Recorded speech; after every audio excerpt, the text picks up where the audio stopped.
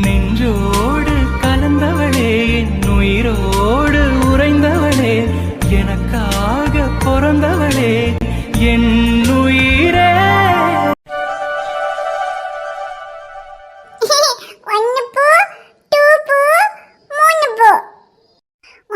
பாப்பாக்கு ஒன்னு தீரன் அண்ணாக்கு, ஒன்னு ஆதி அண்ணாக்கு, ஒன்னு நீலாக்காக்கு.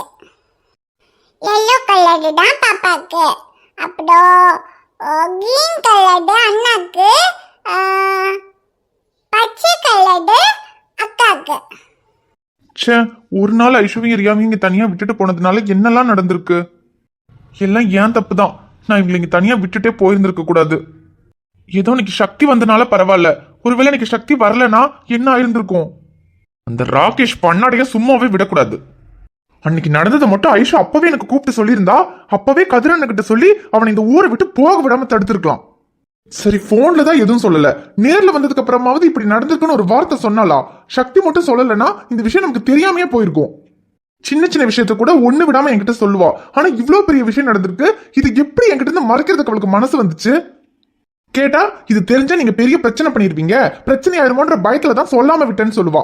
அதுக்கு தானே அன்னைக்கு அந்த ஜோசப் ஆண்டனி பிரச்சனையிலே அவகிட்ட இதுக்கப்புறம் எந்த பிரச்சனைக்கும் போக மாட்டேன்னு சத்தியம் பண்ணேன். அது பண்ணதுக்கு அப்புறமும் என் மேல நம்பிக்கை இல்லாம தானே இதை சொல்லாம இருந்திருக்கா. எதுக்கு அன்னைக்கு நான் ஊர்ல இருந்து வந்தப்ப ரியா கூட என்கிட்ட ஒரு அங்கிள் வந்து காலை மிதிச்சிட்டாருன்னு இந்த விஷயத்த பத்தி சொன்னா. அப்ப எனக்கு தான் அது புரியல. பச்சை குழந்தை அவளுக்கு கூட என்கிட்ட ஒரு விஷயத்த மறைக்க கூடாது, சொல்லணும்னு தோணுது. ஆனா இந்த ஐஷுக்கு என்கிட்ட சொல்லணும்னு தோணல. என்னடாமோ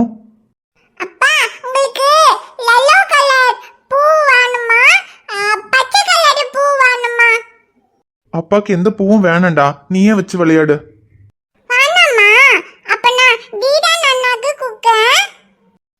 சரி. அப்புறம் அம்மோ, அன்னைக்கு அப்பா ஊர்ல இருந்து வந்தப்போ ஏதோ ஒரு அங்கிள் வந்து காலை மிதிச்சிட்டாருன்னு சொன்னியே.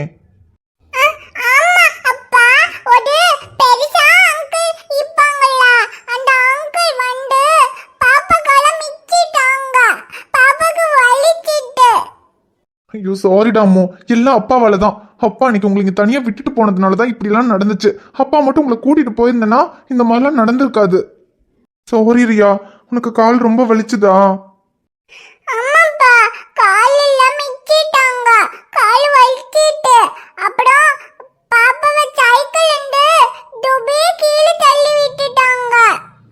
சரி போட்டுண்டாமோ, பாப்பாவோட காலை மிதிச்சு பாப்பாவை அழ வச்சான்ல, அவனோட காலை உடைக்கிறான்ப்பா.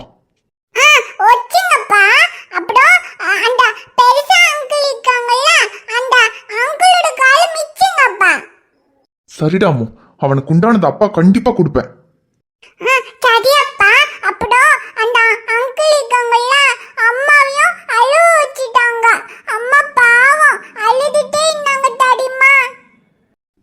குடுக்கறேன் எல்லாத்துக்கும் சேர்த்து அவனுக்கு குடுக்கறேன்டாமோ.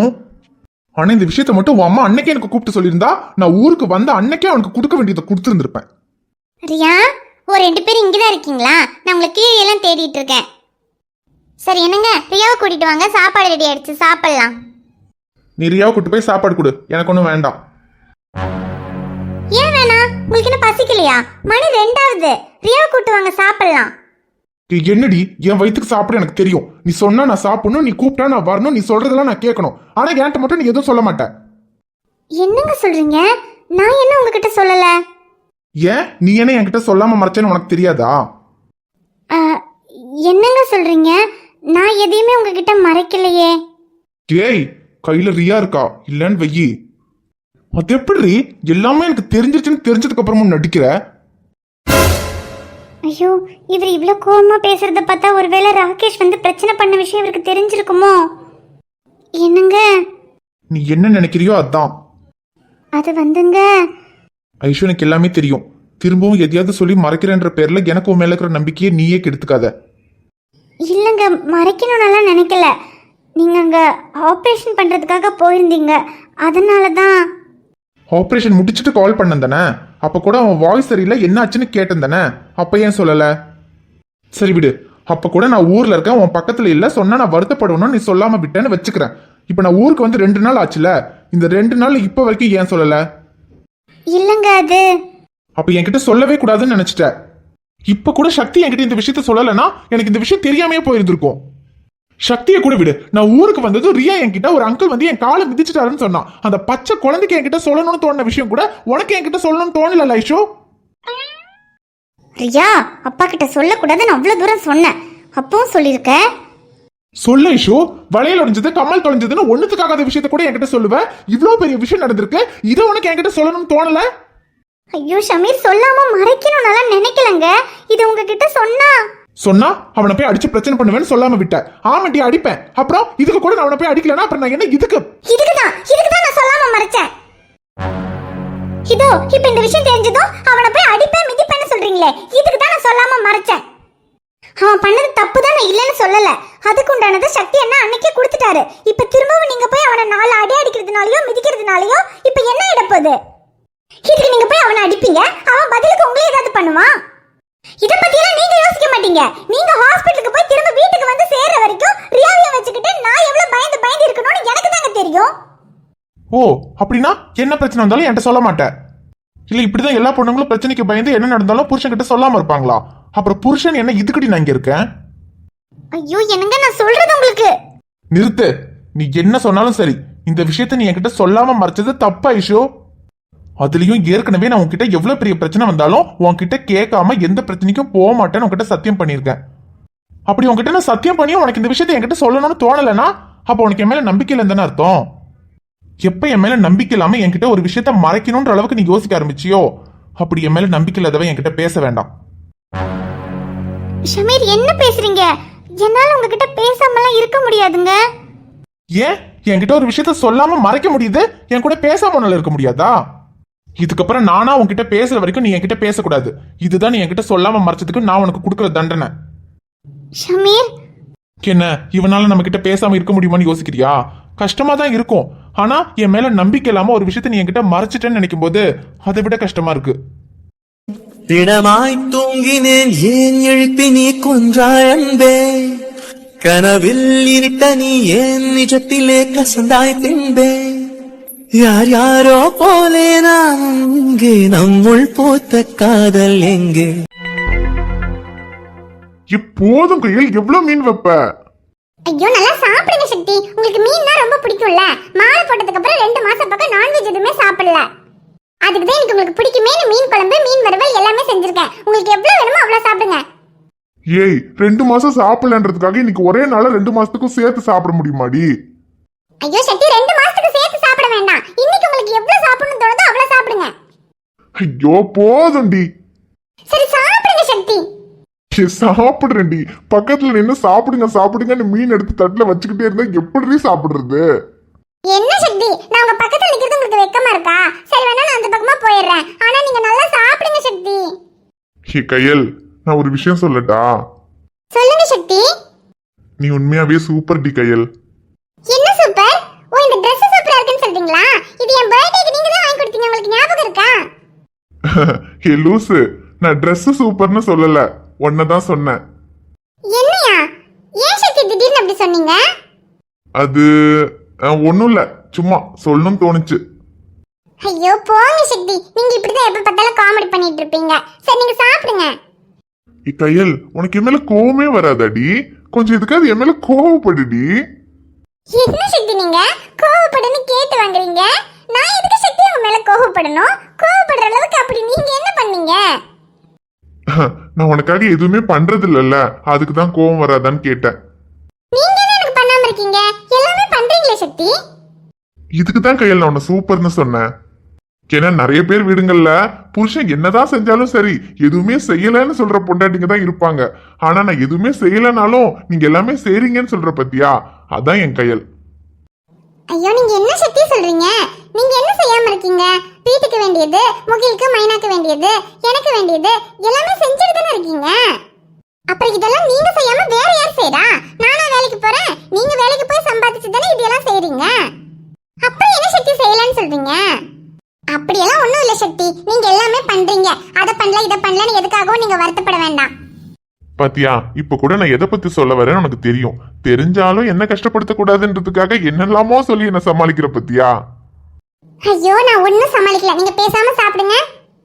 நான் சாப்பிடுறது இருக்கட்டும், நீ சாப்பிட்டியா? சாப்பிடுறது? இப்பதான் மைனாக்கும் முகிலுக்கும் சாப்பாடு ஊட்டி விட்டேன். நீங்க சாப்பிடுங்க, நான் அப்புறமா சாப்பிட்டுக்கிறேன்.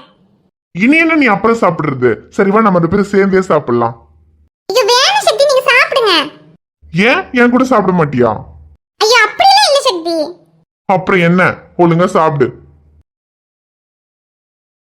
உனக்காக பிறந்தேனே எனதழகா, பிரியாம இருப்பேனே பகலிரவா.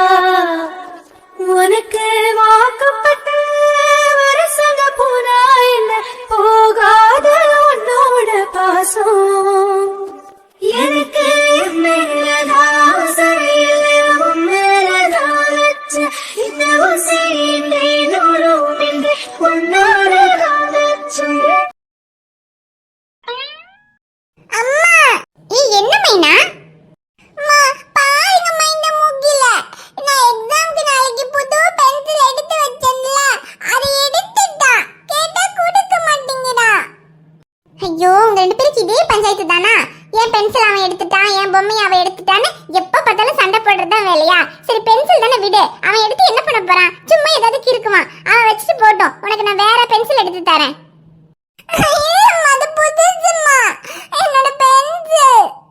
ஐயோ சரி விடுடி, புது பென்சில் தான், நான் வேற புது பென்சில் எடுத்து தரேன்னு சொல்றேன்ல. அம்மா அந்த ப்ளூ கலர் பென்சில் தான்மா வேணும். அதே மாதிரி ப்ளூ கலர் வேற இருக்கா? ஐயோ இருக்கும் மைனா, அந்த பாக்ஸ்ல நிறைய பென்சில் இருக்கு, அதுல ப்ளூ கலர் எல்லாம் இருக்கும், நான் எடுத்து தரேன் இரு. அப்பனா வாங்க வந்து எடுத்து கொடுங்கம்மா, நாளைக்கு எக்ஸாம்க்குள்ளதெல்லாம் எடுத்து வச்சிட்டு இருக்கேன். சரி சரி இப்ப வந்து எடுத்து தரேன், நீ போய் மத்ததெல்லாம் எடுத்து வைப்போ. சரிம்மா. அப்புறம் இன்னைக்கு டீச்சர் ஸ்கூலுக்கு வர சொல்லிருக்காங்கல்ல, நீங்க எப்ப வருவீங்க? ஐயோ ஆமல்ல, நாளையில இருந்து எக்ஸாம் ஸ்டார்ட் ஆகுது, இன்னைக்கு பேரண்ட்ஸ் எல்லாம் வர சொல்லிருக்காங்க. எனக்கு வேற வீட்ல நிறைய வேலை இருக்கே. சக்தி சக்தி ப்ளீஸ் சக்தி, இன்னைக்கு நீங்க ஹாஸ்பிடலுக்கு போகலல்ல, உங்களுக்கு லீவ் தானே? எனக்கு வீட்ல வேற நிறைய வேலை இருக்கு சக்தி. இன்னைக்கு பேரண்ட்ஸ் எல்லாம் வர சொல்லிருக்காங்க. இன்னைக்கு மைனோட ஸ்கூலுக்கு நீங்க போறீங்களா சக்தி? ஏ சும்மா கையல், ஸ்கூலுக்கெல்லாம் என்னால போக முடியாது. அங்க போய் அவங்க 1 மணி நேரம் அது இதுன்னு என்னென்னமோ சொல்லிட்டு இருப்பாங்க, அதெல்லாம் என்னால பொறுமையா உட்காந்தெல்லாம் கேட்க முடியாது. ஐயோ சக்தி, நீங்க நினைக்கிற மாதிரி பேரண்ட்ஸ் மீட்டிங்னா அப்படி 1 மணி நேரம் உட்கார்ந்து பேசலாம் மாட்டாங்க. ஒவ்வொரு ஸ்டூடெண்டோட பேரண்ட்ஸா வரும்போது அந்த ஸ்டூடெண்ட பத்தி அவங்களுக்கு எக்ஸாம்க்கு எப்படி எல்லாம் ப்ரிப்பேர் பண்ணனும் அப்படி இப்படின்னு கொஞ்சம் எல்லாம் சொல்லி கொடுப்பாங்க, அவ்வளவுதான் சக்தி. ஏன் அவங்க எக்ஸாம்க்கு எப்படி ப்ரிப்பேர் பண்ணா அது நீ போய் கேட்டு வா, நான் கேட்டு வந்து என்ன பண்ண போறேன்?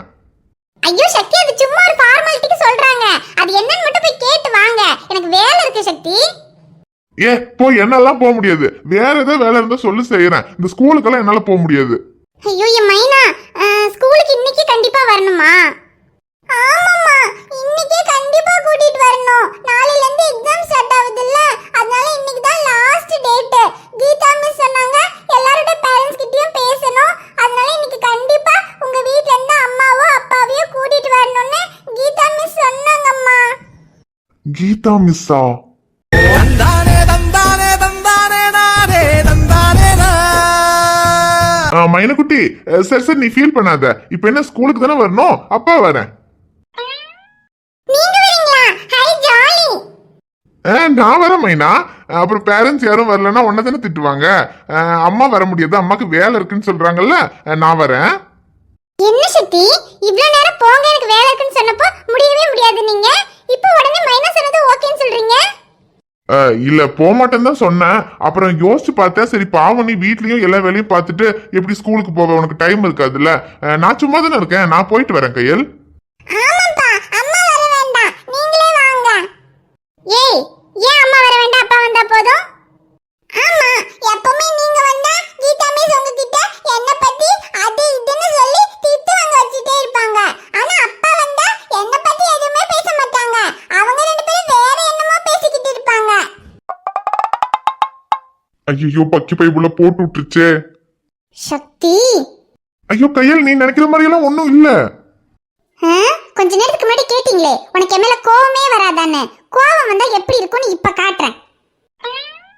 மட்டிக்கினாரு ஒருத்தர் இவரை காப்பாத்தணும் கத்திரி, இவரை காப்பாத்தணும் கத்திரி. இங்க பாருமா, நான் உன்னை கஷ்டப்படுத்தணுங்கிறதுக்காக இப்படி கூப்பிட்டு வச்சு பேசல. அவனை நீ எதுக்காக துபாய்க்கு அனுப்பி வச்சேன்னு எனக்கு தெரியணும், அதுக்காக தான் கேக்குறேன். இட்டி காயத்ரி என்ன பாத்துக்கிட்டே நிக்கவோ, என்கிட்ட எனக்கு என்னெல்லாம் சொன்ன அதெல்லாம் என் பேரன் கிட்ட சொல்லு. நடந்த எல்லாமே எனக்கு தெரியும். இந்த பிரச்சனை நடக்கிறதுக்கு முன்னாடி நீ அவனை துபாய்க்கு அனுப்பி வச்சிருந்தனா கூட நான் என்ன ஏதுன்னு கேட்டிருக்க மாட்டேன். ஆனா இப்படி ஒரு பிரச்சனை ஆனதுக்கு அப்புறமா நீ அவனை துபாய்க்கு அனுப்பி வச்சிருக்க. அதனாலதான் கேக்குறேன், சொல்லுமா எதுக்காக அவனை அனுப்பி வச்ச? அவன் பண்ணது எவ்வளவு பெரிய தப்புன்னு உனக்கே தெரியும். இப்படி அவன் பண்ணதுக்கு அப்புறமும் இந்த விஷயத்தை என்கிட்ட சொல்லாம நீ யாருக்கிட்டயுமே சொல்லாம அவனை துபாய்க்கு அனுப்பியிருக்க. நீங்க 2 பேரும் சேர்ந்து துபாய்க்கு போய் நல்லா இருக்கணுங்கிறதுக்காக தான் நான் பாஸ்போர்ட்டை கொடுத்தேன். ஆனா அவன் இப்படி ஒரு பொறுக்கித்தனம் பண்ணதுக்கு அப்புறம் நீ அவனை அனுப்பி வச்சிருக்க. இதுக்காக நான் அவன்கிட்ட பாஸ்போர்ட் கொடுத்தேன். சொல்லுமா அவனை எதுக்கு அனுப்புன? இப்படிப்பட்ட கேவலமான புத்தி இருக்கவன் நம்ம வாழ்க்கையில வேண்டாம்னு நினைச்சு அனுப்புனியா, இல்ல எங்க கிட்ட இருந்து அவனை காப்பாத்துறதுக்காக அனுப்புனியா? ஐயோ மாமா, நான் அவரை காப்பாத்தணும்லாம் நினைக்கல. அவர் பண்ணது பெரிய தப்பு தான். அதுக்குண்டான தண்டனை அவருக்கு கண்டிப்பா கிடைக்கணும்.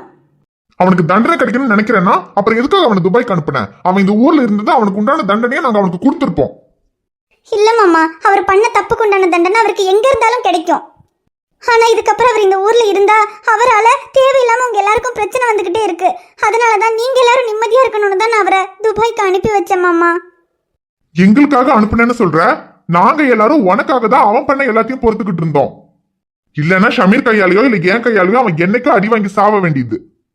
அரவிந்தோட பிரச்சனையில கூட அவனை ஜெயில புடிச்சு போட்டு கடைசி வரைக்கும் வெளியவே வர முடியாதபடி பண்ணணும்னு அரவிந்த் சொல்லிக்கிட்டு இருந்தான். ஆனா அவன் கூட உனக்காக உன் வாழ்க்கைக்காக தான் அவனை சும்மா விட்டான். எனக்கு புரியுது மாமா. அதனாலதான் நீங்க எல்லாரும் எனக்காக என் வாழ்க்கைக்காகன்னு யோசிச்சு அவர் பண்ண எல்லாத்தையும் பொறுத்துக்கிட்டு போறீங்க. அவரு அதை அட்வான்டேஜா எடுத்துக்கிட்டு உங்க எல்லாருக்கும் பிரச்சனை கொடுத்துக்கிட்டே இருக்காரு. இப்படி ஏதோ ஒரு வழியில உங்க எல்லாருக்கும் பிரச்சனை வர்றதுக்கு நானே காரணமா இருக்கேன். அதனாலதான் இந்த பிரச்சனையை நானே முடிச்சு வைக்கணும்னு நினைச்சேன். அவர் துபாய்க்கு போயிட்டா இங்க உங்க யாருக்குமே எந்த பிரச்சனையும் வராதுல்ல. அதனாலதான் அவர் எப்படியோ போகட்டும்னு நான் அந்த பாஸ்போர்ட்டை கொடுத்துட்டேன். நீ அவன்கிட்ட பாஸ்போர்ட்டை கொடுத்து அவனை அனுப்பி வச்சது தப்புன்னு நான் சொல்லல. ஆனா நீ அவனை அனுப்பி வைக்கிறதுக்கு முன்னாடி எங்ககிட்ட ஒரு வார்த்தை சொல்லியிருந்தேன்னா அவன் இந்த ஊரை விட்டு போறதுக்கு முன்னாடி அவனுக்கு ஒரு நல்ல பாடத்தை நாங்க கத்து கொடுத்துருப்போம். ஆனா இப்ப அவன் பண்ற தப்பெல்லாம் பண்ணிட்டு அவன் பாட்டுக்கு ஜாலியா துபாய்க்கு எஸ்கேப் ஆகி போயிட்டான். இப்ப இதெல்லாம் தெரிஞ்சுக்கிட்டும் நாங்க அவனை சும்மா விட முடியுமா? அவன் துபாய்க்கு இல்ல, இனி எங்க போனாலும் அவனுக்கு உண்டான தண்டனையை நாங்க கொடுப்போம். ஆனா எனக்கு தெரிய வேண்டியது ஒன்னே ஒண்ணுதான், அவன் ஒரு பொறுக்கின்னு எனக்கு தெரியும். இருந்தாலும் அவன் கூட தான் வாழ்வேன், இல்லைன்னா நான் செத்துருவேன் நீ சொன்ன ஒரு வார்த்தைக்காக தான் உன்னை அவனுக்கு நான் கல்யாணம் பண்ணி வச்சேன். ஆனா இப்போ உனக்கு அவனை கல்யாணம் பண்ணி வச்சு உன் வாழ்க்கையை நானே கெடுத்த மாதிரி ஆயிடுச்சு. இப்ப கூட நீ அப்படிப்பட்ட பொறுக்கி எனக்கு தேவையில்ல, என் வாழ்க்கைக்கு அவன் வேணாம், அவனுக்கும் எனக்கும் எந்த சம்பந்தமும் இல்லைன்னு ஒரு வார்த்தை சொல்லு. அதுக்கப்புறம் அவனை நான் பாத்துக்கிறேன்.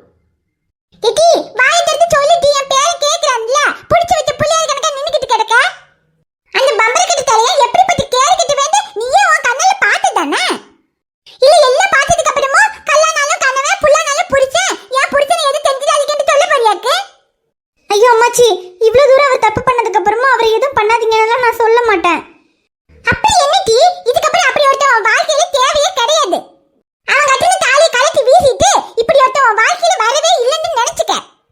இல்லை கதிரே, இந்த பிள்ளைக்காக தானே இத்தனை காலம் இந்த பம்பர கட்டு தேவை பண்ணதெல்லாம் பொறுத்துக்கிட்டு கிடந்தா. இதுக்கப்புறம் இப்படி பொறுக்கணும்னு அவசியம் கிடையாது. இதுக்கப்புறம் இந்த பிள்ளைக்கு அவனுக்கு எந்த சம்மந்தமும் கிடையாது. இந்த பிள்ளைக்கு வேற ஒரு நல்ல வாழ்க்கையை நம்ம அமைச்சு கொடுப்போம்ல. இங்க ஆளே கதிரே, அவன் பண்ண வேலைக்கு அவனை சும்மாவே விடக்கூடாது சொல்லிட்டேன். அவன் பாருன்னு போனாலும் சரி, இல்ல பரலோகம் போனாலும் சரி, அவனை பிடிச்சி இழுத்துக்கிட்டு வந்து அவன் கழுத்து மேலேயே நங்கு நங்குன்னு 4 மிதி மிதிக்கிறேன்னு சொல்லிட்டேன். இங்க பாருமா காயத்ரி, அம்மாச்சி சொல்ற மாதிரி நீ புருஷன்னு மதிக்கிற அளவுக்கெல்லாம் அவனுக்கு தகுதி கிடையாது. எல்லாரோட வாழ்க்கையிலயும் மறக்கணும்னு நினைக்கிற ஒரு விஷயம் கண்டிப்பா இருக்கும். அந்த மாதிரி உன் வாழ்க்கையில நீ மறக்கணும்னு நினைக்கிற விஷயம் அந்த ராகேஷ். அப்படி ஒருத்தன் உன் வாழ்க்கையில வந்தாங்கிறதையே மறந்துரு. உனக்கு ஒரு நல்ல வாழ்க்கையை அமைச்சு கொடுக்க வேண்டியது என் பொறுப்பு.